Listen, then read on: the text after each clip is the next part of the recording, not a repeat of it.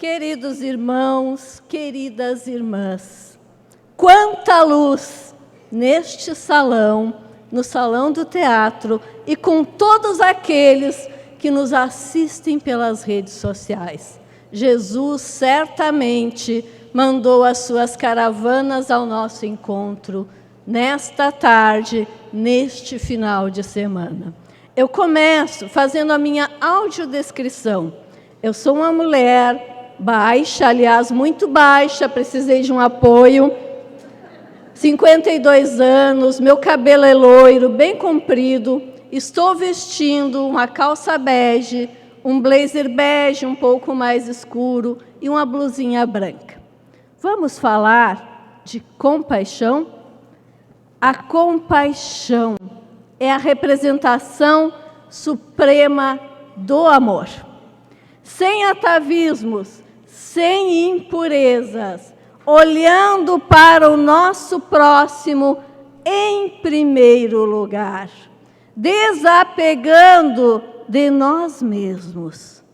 Mas nós somos humanos, espíritos imortais, reencarnados atualmente.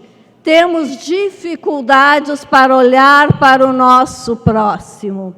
Então, a nossa compaixão é também ainda demonstrada de maneira imperfeita. Sabemos que todos temos o direito à vida, o primeiro de todos os direitos naturais do ser humano. Mas esta vida deve ser vivida com dignidade. Então, nós temos que ter a compaixão pelos nossos irmãos nas pequeninas coisas, olhando para cada necessidade, para cada dor, para cada lágrima, para cada sofrimento.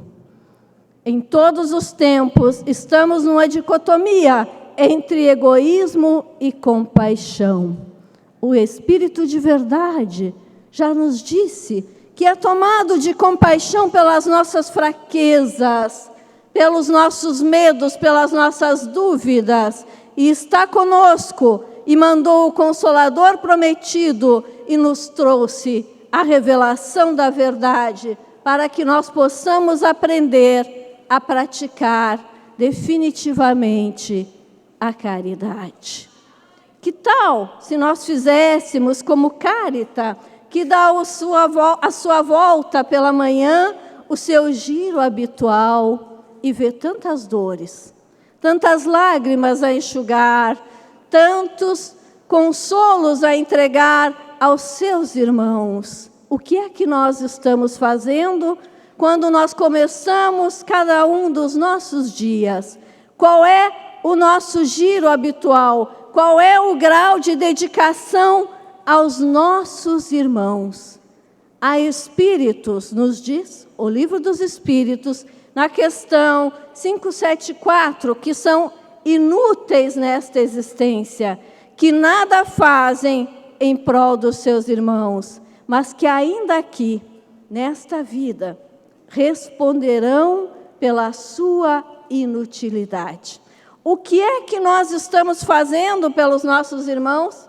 Qual é a nossa contribuição?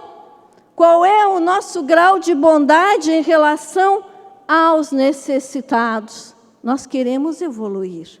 Nós queremos entrar definitivamente na era de regeneração, onde não há mais dor, onde predomina o amor, onde predomina a prática da caridade, mas ainda há instintos, há sensações, há desejos. Então, nesta era de regeneração, depende de cada um de nós equilibrarmos os nossos anseios, os nossos desejos, cuidarmos das nossas sensações para que predomine o amor, para que predomine a bondade. Já evoluímos muito, mas também a Gênese nos alerta que o progresso intelectual por si só não nos regenera.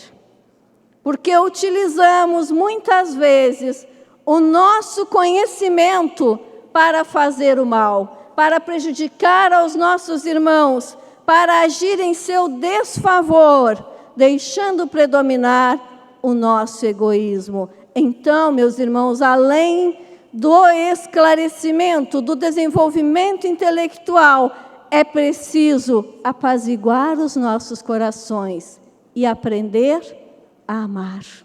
Amar em toda a plenitude. Mas há uma notícia boa em a Gênese, que também nos diz que para a regeneração não necessitamos da evolução integral do Espírito, que nos basta apenas uma predisposição moral para nos melhorarmos. Então, temos que ter dentro de nós esse ímpeto, esta predisposição, esta vontade de fazer o bem, deixar a compaixão predominar acima do nosso egoísmo, fazer o nosso melhor.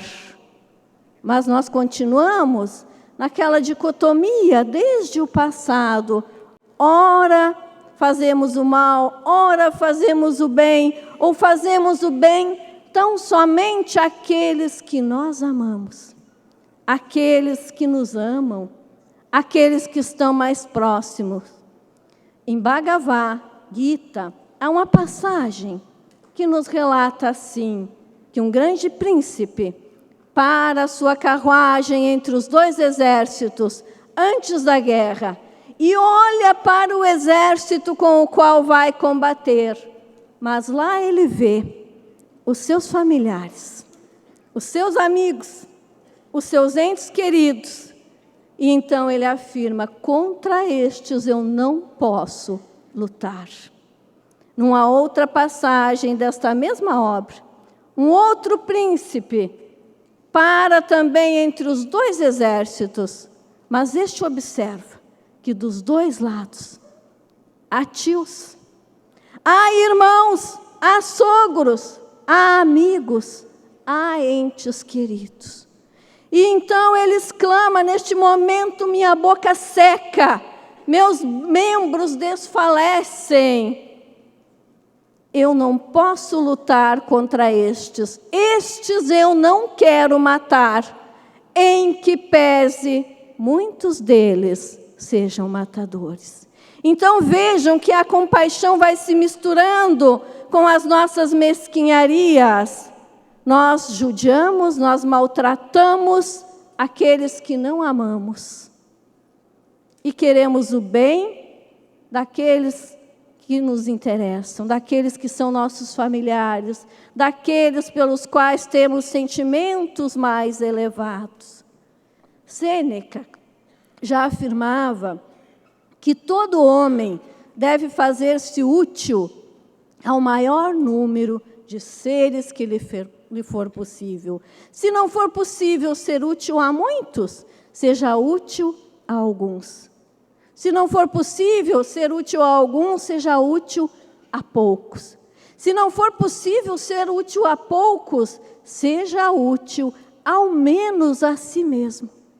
Tenha compaixão por si mesmo, para desenvolver a compaixão por toda a humanidade. Mas seguimos na história desta dicotomia de sentimentos com alguns exemplos mais grandiosos. Abigail, na prisão, quando parecia nada ter, afirma ao pai e ao irmão: é uma bênção sofrermos algo em nome de Deus. Porque quando nada se possui, ainda se tem o coração para dar. Cada um de nós tem o coração para dar, para entregar, para amar, para se doar, para fazer o seu melhor.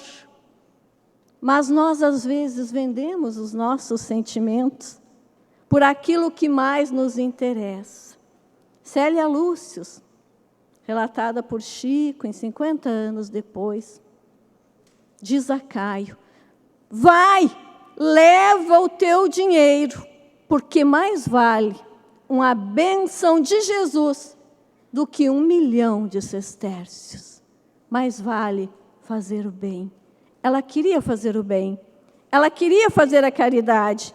Ela trazia a compaixão dentro do peito, latente, querendo amar, querendo se doar. Francisco de Assis beijava os aleijados, os leprosos e os pássaros do caminho. O poverelo, que aparentemente nada tinha, mas tudo possuía para entregar à humanidade. Quanto amor! Isabel de Aragão, rainha de Portugal. Ela que também beijava os leprosos. Ela que fugia do rei Diniz para entregar o pão aos miseráveis. E quando é pega de surpresa, transforma aquela braçada de pão em rosas perfumadas. Rosas de amor, rosas de compaixão. Desde pequenina, ela afirmava ao seu avô: se Deus me deu um trono, é para que eu faça a caridade. Quanta coisa Deus nos deu, quantos recursos estão à nossa disposição para nós fazermos a caridade. Cada um tem seus dons, seus recursos, suas possibilidades. Rousseau afirmava que a piedade colabora para a conservação mútua da nossa espécie. Sem piedade, sem amor, sem compaixão, a humanidade desfalece. Praticar esta compaixão, este amor, tem sido um desafio, até mesmo para espíritos ditos um pouco mais evoluídos na nossa jornada.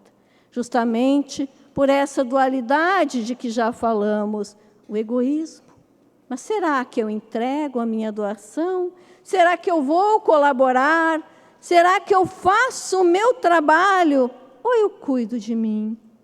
E quando temos a compaixão por alguns e por outros não. Antônio Vieira, padre de renome, com sermões maravilhosos, era compassivo com os judeus, com os escravos, com os indígenas, mas tinha um quesinho com as mulheres. E agora as minhas irmãs, não se exaltem ao ouvir isto, nos seus sermões, ele dizia que as mulheres eram mais egoístas, mais provocativas, mais vaidosas, e chegou a sugerir, certa feita, que as senhoras da sua época não tivessem espelhos nos seus quartos, porque este espelho ia aumentar a sua vaidade. Ninguém aqui se exaltou. Ninguém aqui quer revanche, porque nós espíritas sempre pensamos na lei de causa e efeito, jamais queremos vingança. Quando nós olhamos o acontecimento do nosso irmão e nos vangloriamos com ele, às vezes nós afirmamos lei de causa e efeito. Vingança jamais, foi Deus que quis assim. Mas eu trago uma notícia para vocês. A vida de Antônio Vieira, este espírito que hoje trabalha nas falanges de Maria, foi modificada pela intervenção de duas grandes mulheres. Sor Juana Inês de la Cruz. Juana se atreveu a escrever uma carta contestando os sermões de Vieira em alguns aspectos sobre a Igreja Católica.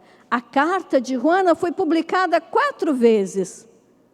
Então, a Inquisição voltou-se contra ela e lhe recomendou que se recolhesse em orações. Chegaram a dizer que uma letra tão bonita não poderia pertencer a uma mulher, mas somente a um homem. Mas a história de Antônio Vieira prossegue. E ele é preso pela Inquisição de Portugal, acusado de querer ver dentro da Santa Igreja outros religiosos, protestantes, calvinistas. Recolhido a Roma, ele fica preso por 5 anos, proibido de pregar pela escrita e pela palavra. vem em seu socorro uma mulher. Aliás, uma mulher a quem Juana admirava à distância. Cristina Vasa, Cristina da Suécia, uma rainha que tinha abandonado o trono para não sujeitar seu casamento, porque para ela, casar era como pertencer ao gado do seu esposo. Igualar-se ao gado do seu esposo. Então, Cristina, que já estudava os sermões de Antônio Vieira há 12 anos, pede autorização ao Papa para que ele seja o seu confessor. E ela é autorizada, inclusive, a ler os seus sermões na Academia de la Arcádia.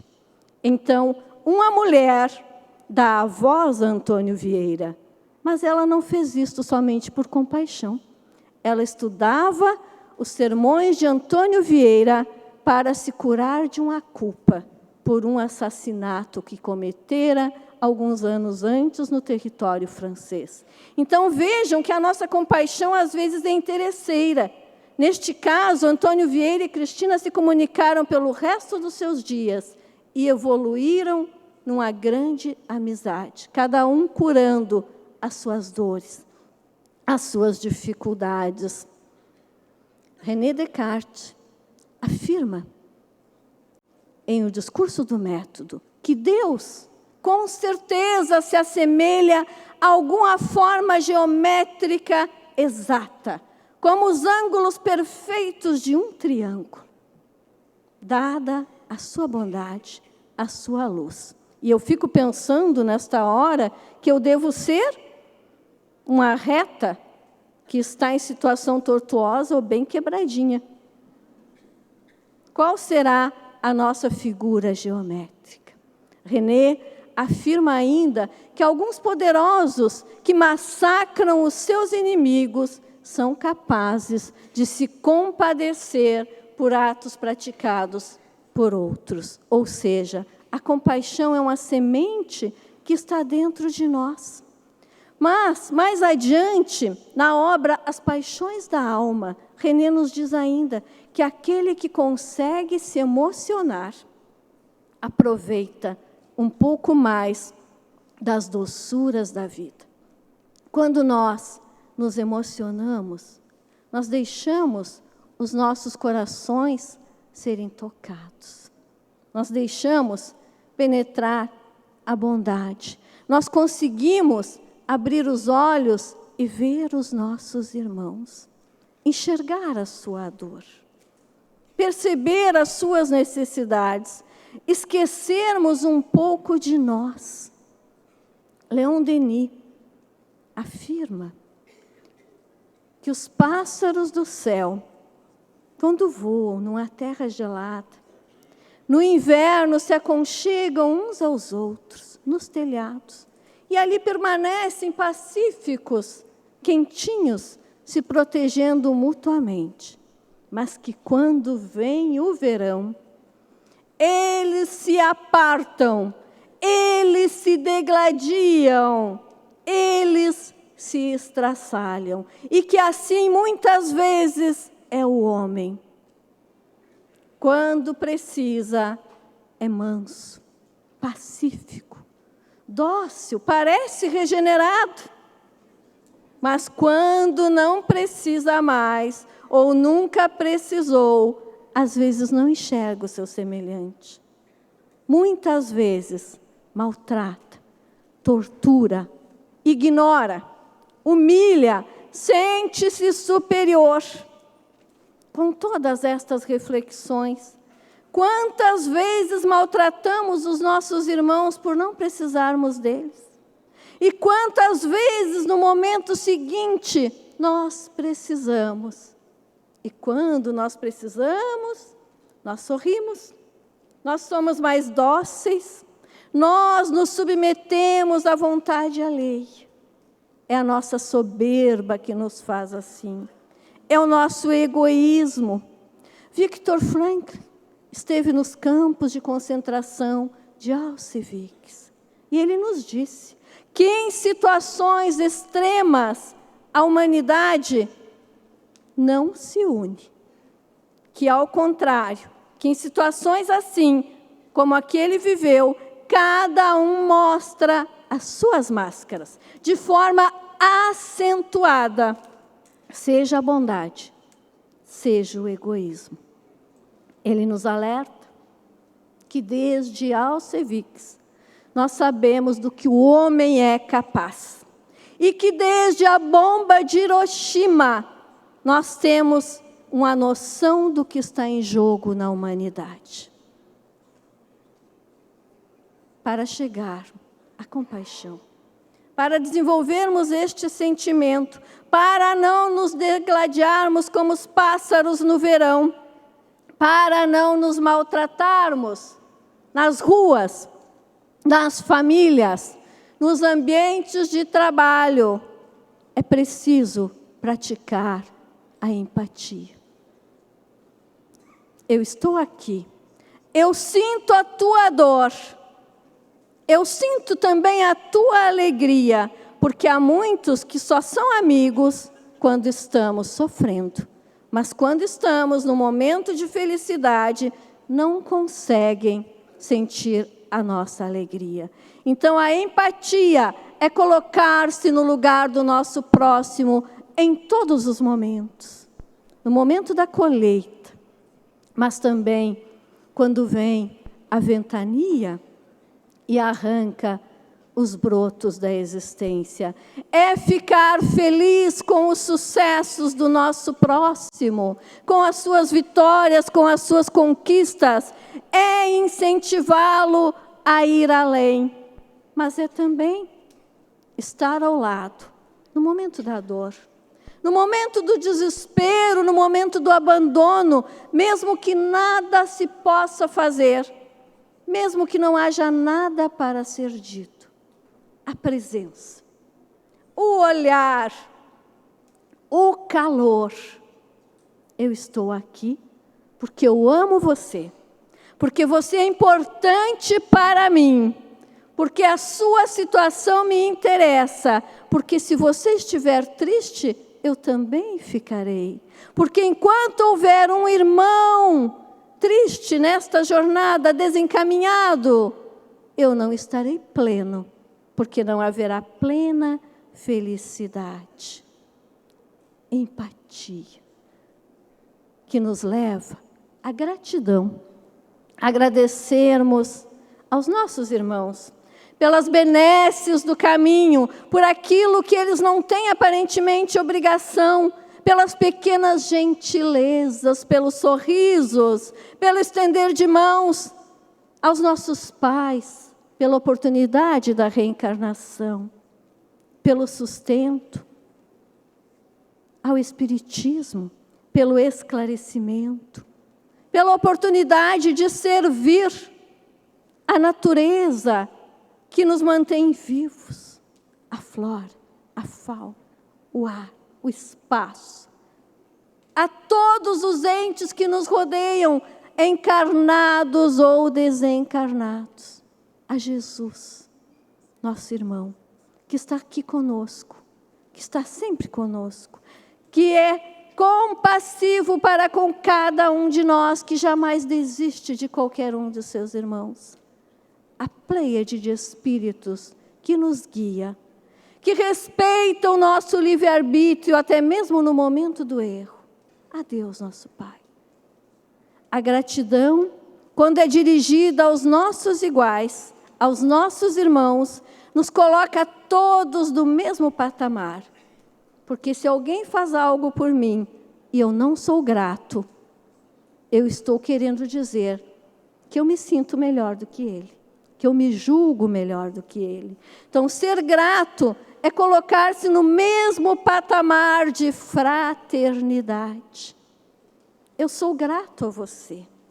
Você me faz bem. A sua presença é importante. Aquilo que você faz com alegria é um presente para mim. Gratidão. Mas além de tudo isso, a compaixão, nós vamos desenvolver na convivência. Convivendo no dia a dia, dentro dos nossos lares, a compaixão começa lá.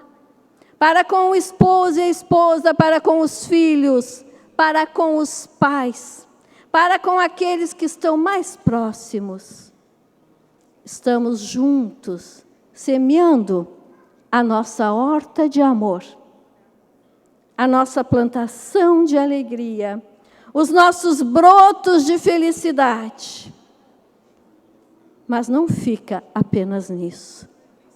Não podemos cuidar apenas da horta do nosso lar. É preciso zelar pela horta do vizinho. É preciso estender as nossas mãos a todos que se aproximem e conviver com respeito na vizinhança, no trânsito, no trabalho, até mesmo com o chefe, tá? Em todos os momentos, conviver é aceitar as diferenças, é crescer em educação. São situações que parecem primárias, mas que fazem toda a diferença no nosso dia a dia. No trabalho, não sejamos aquele que aponta o erro, tenhamos compaixão pelos nossos colegas. Na vizinhança, não seremos aquele que reclama de tudo, tenhamos compaixão pelas imperfeições. Humildade. Não somos melhores do que ninguém. Somos todos iguais. Humildade é pedir ajuda quando é necessário. Eu preciso de você. Eu não consigo fazer sozinho. Eu não sei tudo. Estenda-me a sua mão. Humildade. Ainda, para desenvolvermos tudo isto, a reflexão interior. Olhar para dentro de si e avaliar o seu grau de egoísmo e de compaixão. Como está a nossa dualidade? Eu sou mais egoísta ou mais compassivo? Para isso, é preciso fazer uma viagem interior. Ah, Janete, mas eu não consigo, eu sou agitado. Ore. Peça ajuda a Deus. Mas eu não tenho predisposição para orar. Olhe para o céu. Veja as estrelas. Mas o céu está escuro. Sinta as correntes de ar. Abrace o vento, a brisa. Acalme-se. Mas as correntes de ar estão estanques. Então, feche os olhos. Olhe para dentro. Fique somente na sua companhia e avalie-se como essência imortal, como ser pensante, como ser dotado de amor, com o coração transbordando de amor para entregar. E então, deixe-se tocar por Jesus. O toque de Jesus é essencial para cada um de nós. Qual foi a última vez que Jesus nos tocou mais diretamente? Qual foi o último momento em que nos emocionamos pensando em Jesus? No seu Evangelho? Qual foi a última vez que fizemos um ato de bondade? Que salvamos um irmão da necessidade? É muito fácil nós abrirmos os nossos armários e entregarmos aquilo que nos sobra, que não usaremos mais. Mas a caridade vai muito além desta entrega. É claro que muitas vezes temos que entregar o pão, mas é preciso ensinar a plantar o trigo da própria redenção. E a compaixão é o altar da redenção dos sofredores. A compaixão nos resgata a todos como seres humanos. Começa pela autocompaixão, que não se confunde com vitimismo, porque requer ação para comigo mesmo. Depois vem a compaixão para com todos os meus irmãos, fazendo aquilo que estiver ao meu alcance, respeitando, amando, mas ajudando para que ele faça a sua parte, para que se eleve, para que se gratifique com as suas próprias ações, para que também seja tocado por Jesus.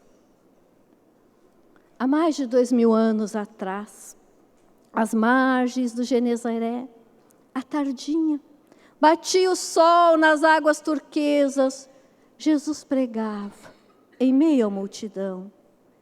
Uma senhora se aproxima, calmamente, e ao cruzar os seus olhos com o de Jesus, é tocada por imensa mansuetude, por imenso amor. Era Joana de Cusa. A partir daquele momento, trabalharia ao lado do Mestre, distribuindo amor, distribuindo esclarecimento, buscando a cura para todos os sofredores da alma. 2023, setembro, a grande enchente do Vale do Taquari. Um homem simples, Sérgio Benini, pega o seu barquinho e navega naquelas águas sujas por 23 horas ininterruptas, salvando mais de 100 vidas, naturalmente tocado por Jesus, socorrendo aqueles que em desespero subiam aos telhados das casas, quando a água já tapava o segundo piso. Voltamos a mais de 2000 anos atrás. Chácara das Flores. Lá estava um menino de nome Marcos. Chegava uma comitiva, com ela o jovem Jesus. E Marcos joga-se aos seus pés e beija aqueles pés poeirentos. E Jesus o convida para a grande obra. E a partir daquele momento, aquele menino se dedica à missão de cuidar, de proteger, de esclarecer. Outubro de 2023, faixa de Gaza, dezenas, centenas de crianças mortas, de formas cruéis, feitas refém. E nós perguntamos, quem é tocado por Jesus? Muitos são tocados por Jesus, tanto em Gaza, quanto em Israel. Uma moradora de Israel se pronuncia e diz, há cheiro de morte no ar.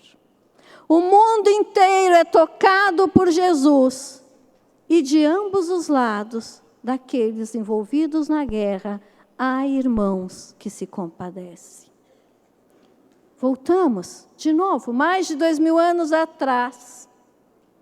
Lisandro, personalidade antiga de Bezerra, acaba de desencarnar e já se manifesta instantaneamente aos seus companheiros e diz, entreguem o meu corpo a bondoso pastor, não percam tempo, sigam com a missão, a grande estrela espera por vocês, Jesus.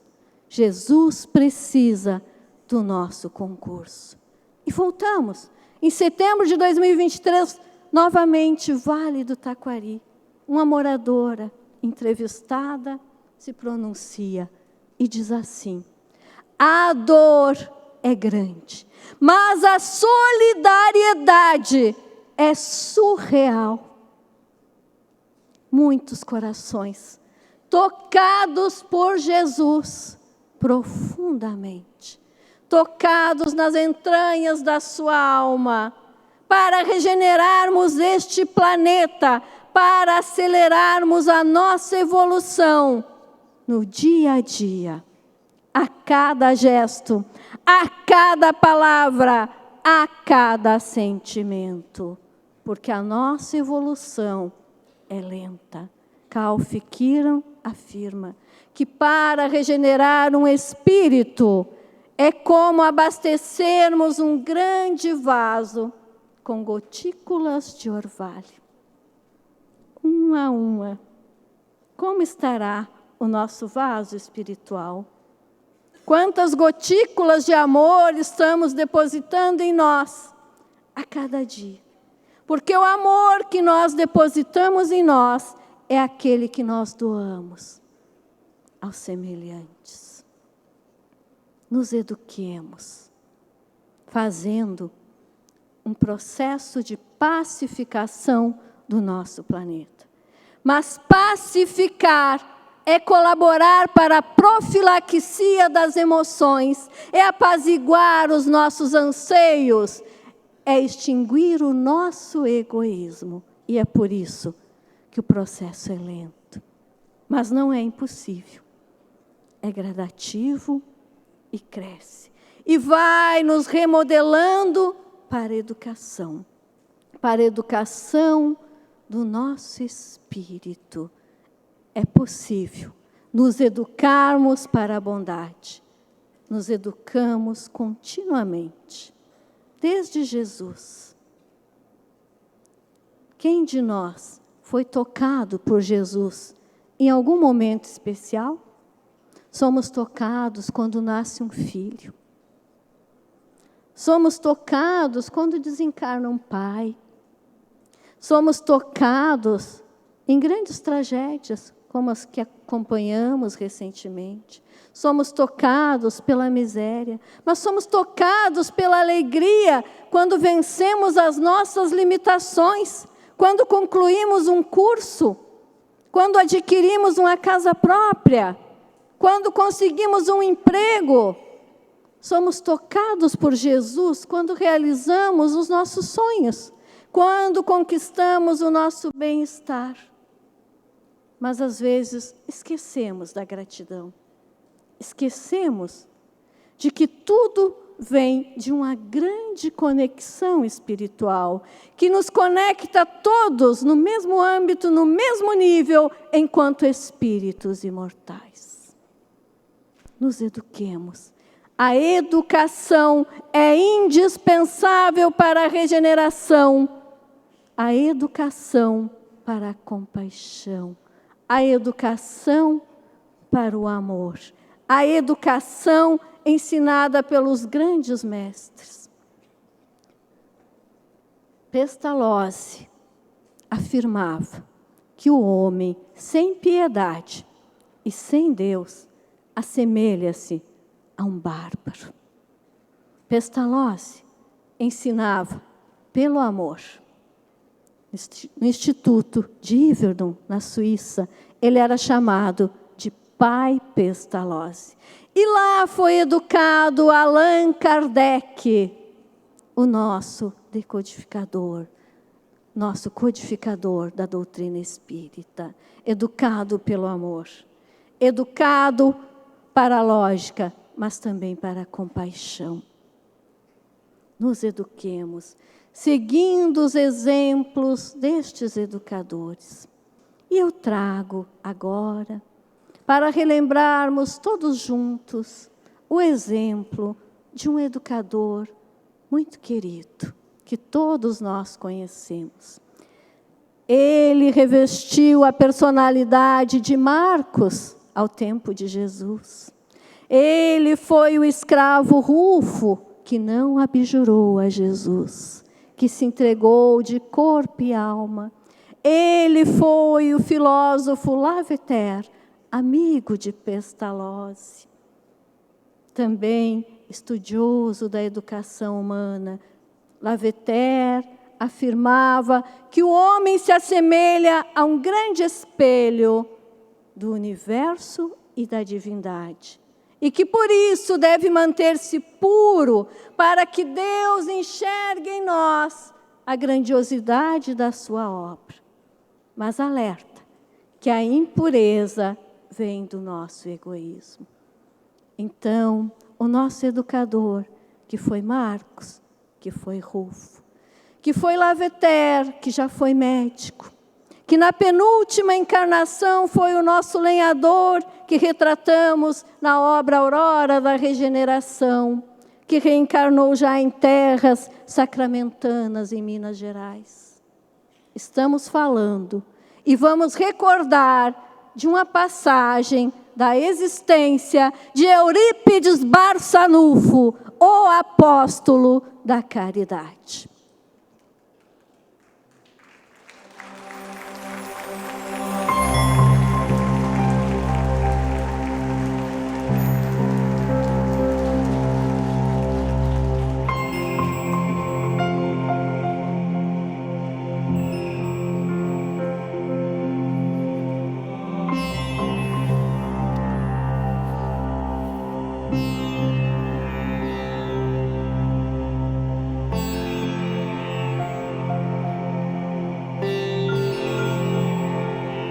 Os companheiros de magistério no Liceu Sacramentano abandonaram Eurípides após sua conversão ao espiritismo. O mobiliário escolar fora retirado e o prédio requerido por seus proprietários. O jovem estava abatido, mas não desanimado. O testemunho reclamara-lhe determinação e pujança na fé nova. Por isso, continuava firme nas tarefas espíritas. Ali, com mobiliário improvisado e sem conforto, Eurípides prosseguiu no seu esforço magnífico em prol da educação. No frontal da porta modesta, lia-se Liceu Sacramentano. O currículo era o mesmo, mas com a debandada dos colegas, Eurípides desdobrava-se para ministrar as aulas de todas as matérias programadas e acrescentara, corajosamente, o ensino da doutrina espírita ao currículo, o que suscitara o descontentamento dos pais católicos. A maioria levou a Eurípides a ameaça de retirar os filhos do liceu, caso mantivesse o professor a decisão de lecionar espiritismo.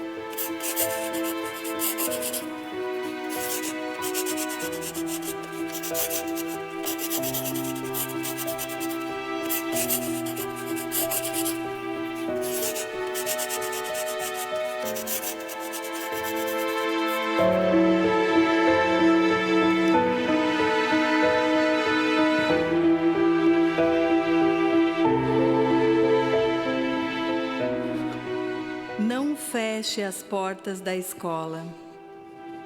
Apague da tabuleta a denominação Liceu Sacramentano, que é um resquício do orgulho humano. Em substituição, coloque o nome Colégio Allan Kardec. Ensine o Evangelho de meu filho às quartas-feiras e institua um curso de astronomia. Acobertarei o Colégio Allan Kardec sob o manto do meu amor. Maria, serva do Senhor.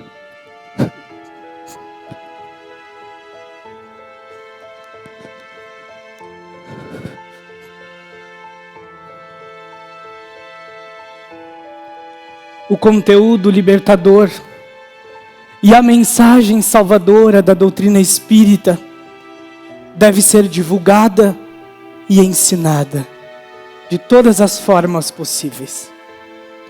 Que retirem os filhos, mas a finalidade salvadora da doutrina espírita será mantida.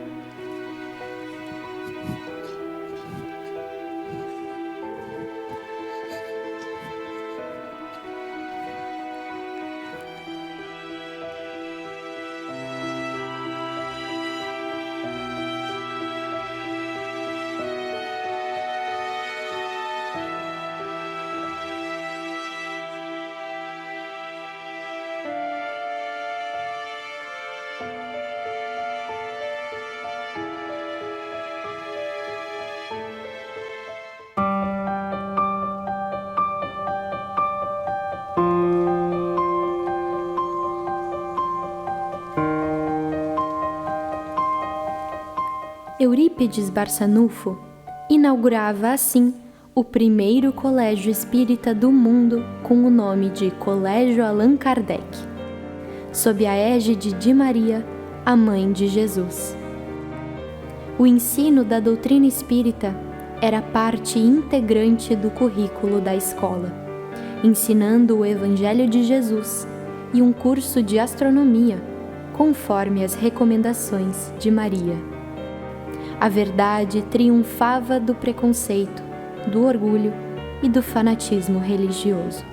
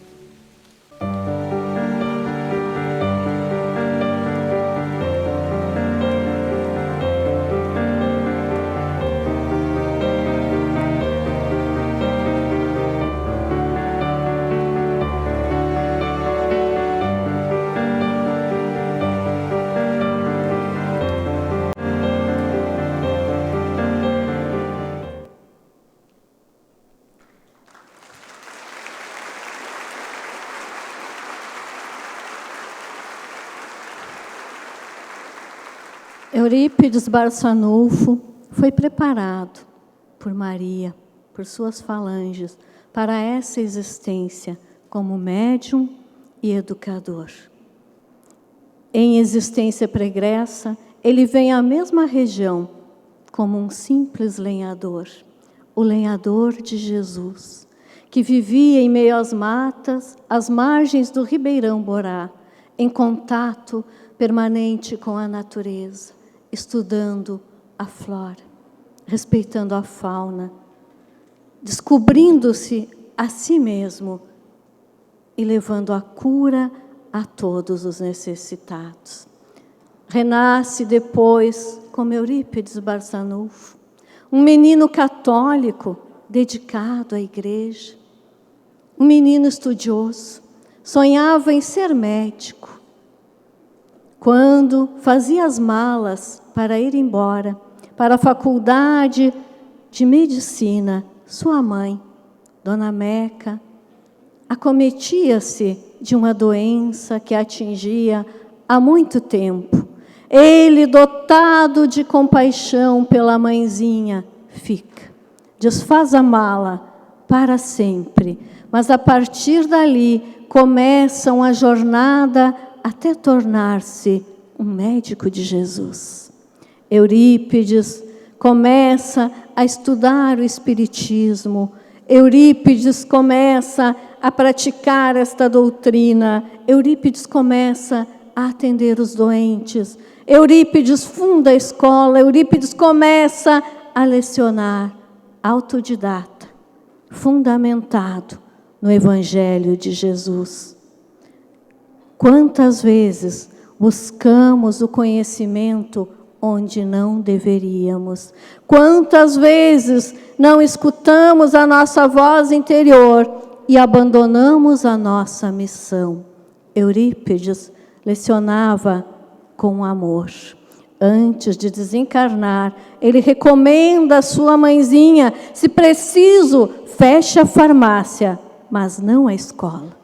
A escola é fundamental. E hoje ainda temos o Colégio Allan Kardec, no centro da cidade de Sacramento, onde funciona atualmente o Centro Espírita, a editora, o memorial e onde são realizados encontros espíritas. Mas Eurípides tinha um método muito especial de educar. Ele fazia os seus alunos raciocinar sobre todas as coisas. Foi pioneiro em reunir meninos e meninas na mesma sala de aula, sem divisões. Vamos voltar no tempo e nos imaginar numa aula com Eurípides. Eurípides chegando à escola, sorridente.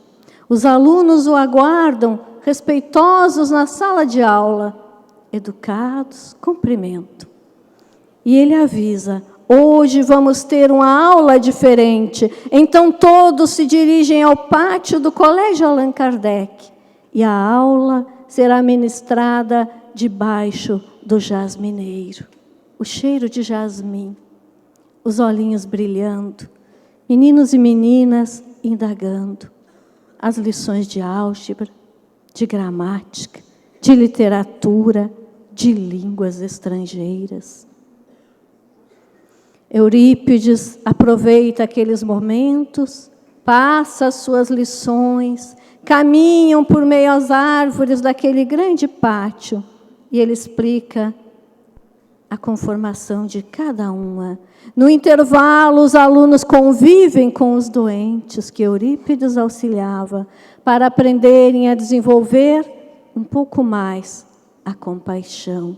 Mas Eurípides, naquele dia, os convida para uma aula ao ar livre. Eles, então, caminham, saindo para os campos.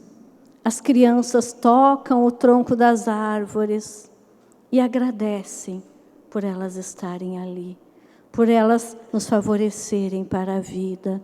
As crianças cheiram as flores e sentem a diferença dos perfumes. As crianças olham os animais e os respeitam, sem ferir a nenhum deles. Passam pelos pomares e tocam os pêssegos aveludados e outras frutas mais ásperas, e caminham nas plantações verdejantes, e Eurípides lhes fala das épocas de abundância na existência, em que é preciso compartilhar com os nossos irmãos, em que é preciso dividir as plantações, e os olhinhos brilham, e aquele ensinamento cala por toda a existência. Mas eles prosseguem e atravessam então uma estradinha de chão vermelho, como até hoje é o interior do Sacramento.